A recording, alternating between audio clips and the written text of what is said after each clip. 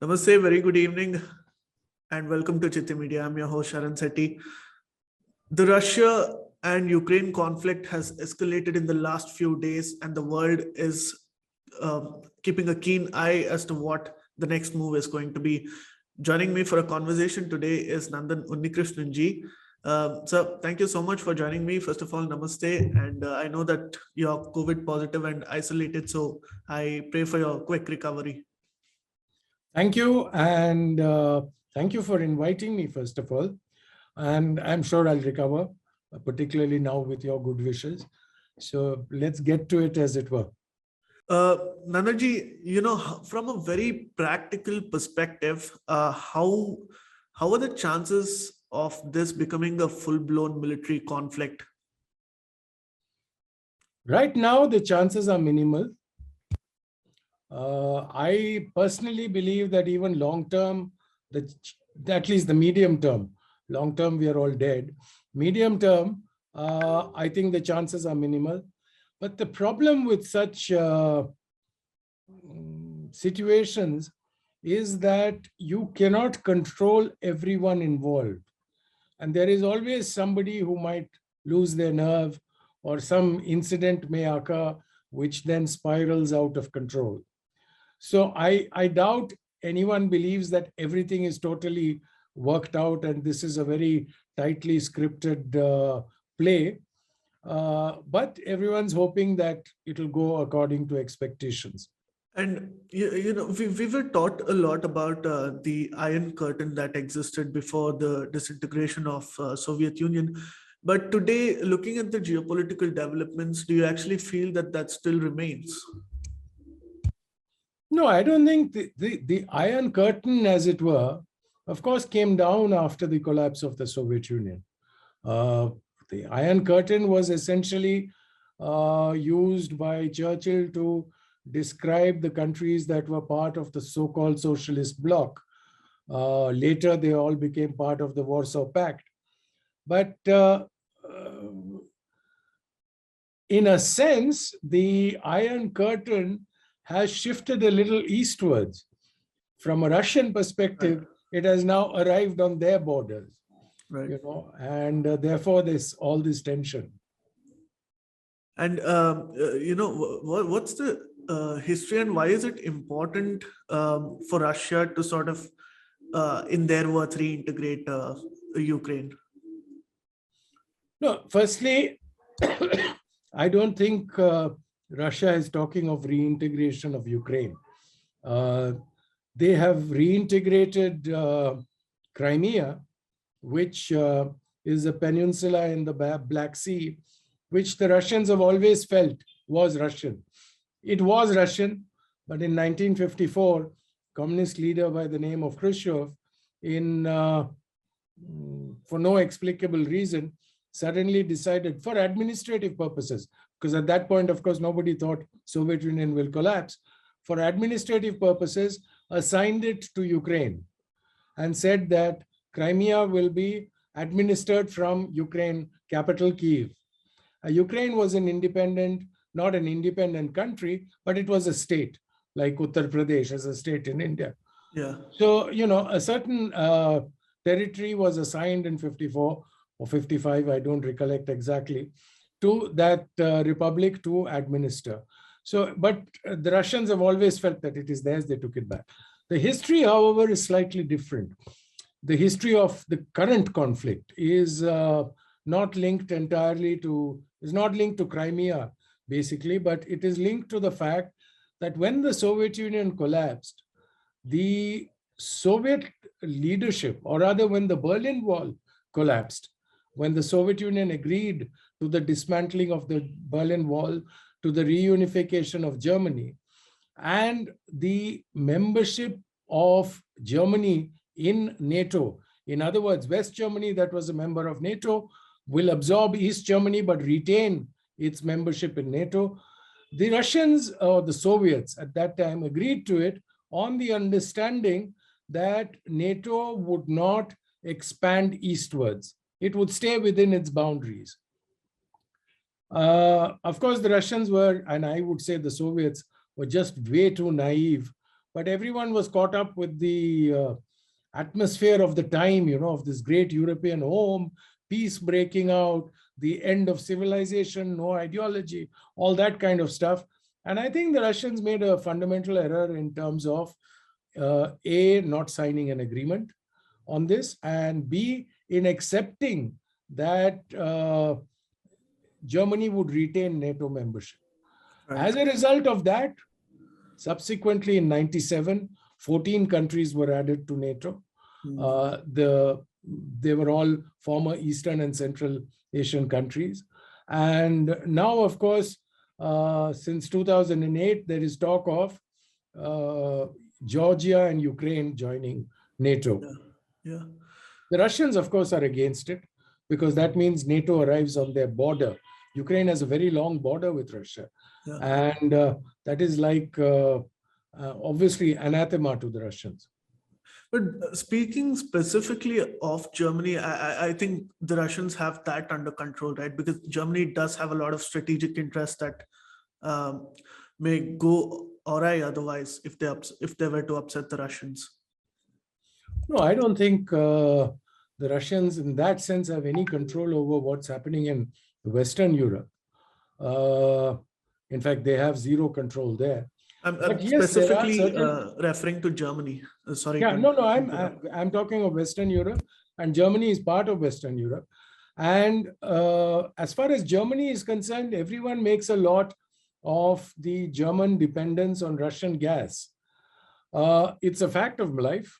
Yeah. Germany is currently receiving Russian gas, and about 30 to 40% of its energy mix is dependent on that.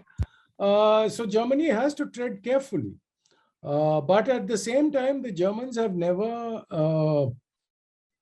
shied away from joining whatever consensual approaches the West has evolved against anybody. It's not only the Russians.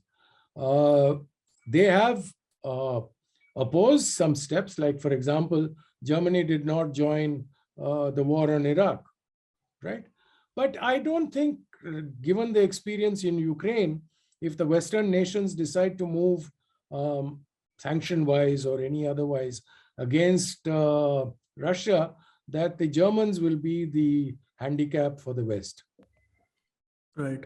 And as far as India is concerned, how has India historically dealt, or at least in terms of its diplomatic maneuvering, how did South Bloc manage it? Well, one is that we have stayed away from making any significant comments on the subject. If I recall correctly, in 2014, our then NSA had mentioned that when the question of Ukraine came up, he had in April 2014, I think, on the sidelines of a think tank meeting said that, well, Russia has certain legitimate interests. Now, that may have been a slip of the tongue or may have been an informal comment, which he didn't expect to find in the papers. But essentially, it reflects the thinking of South Bloc, that Russia has certain legitimate interests in countries that it borders, and therefore it would pursue those interests because it sees changes in those areas as an existential threat. Right. We have navigated it accordingly in the sense that we are not opining on the subject. Yeah. We haven't recognized Crimea. We haven't said anything except, I think, yesterday our Foreign Office called for a peaceful resolution of the conflict, which is much the same that Russia does when it speaks about our sort of tensions with China. Thank you for sharing that. But historically, obviously, we were a lot closer to the Soviet Union than we are with Russia today. I mean, we are extremely close. But because of the newly emerging dynamics, now we are trying to build up a very solid partnership with the United States. And Russia is also getting very closer to China. So what are India's options going forward? How can we balance in terms of how we pursue this? Well, let's start with the Ukraine crisis did not start yesterday, did not even start in 2014. It started much earlier. We have so far walked the walk, as it were, very well.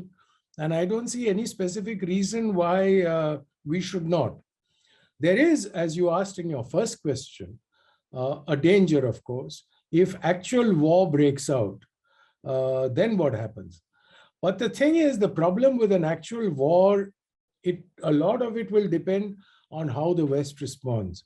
Yeah. We have to worry about if Americans put troops on the ground, then it becomes a war essentially between the United States and Russia. Right. Now, that is a very dangerous situation for everyone in the world, not only for India, because these are two nuclear superpowers and they have the ability to annihilate the world. Yeah. And God forbid their war shifts into a nuclear phase. So therefore, that part is when India will have to seriously consider what it wants to do.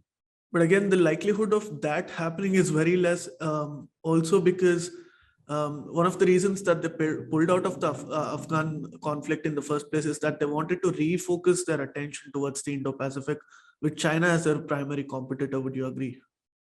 Absolutely. That's why I think that the United States is seeking an accommodation with Russia, because it does not want a fight in Europe either.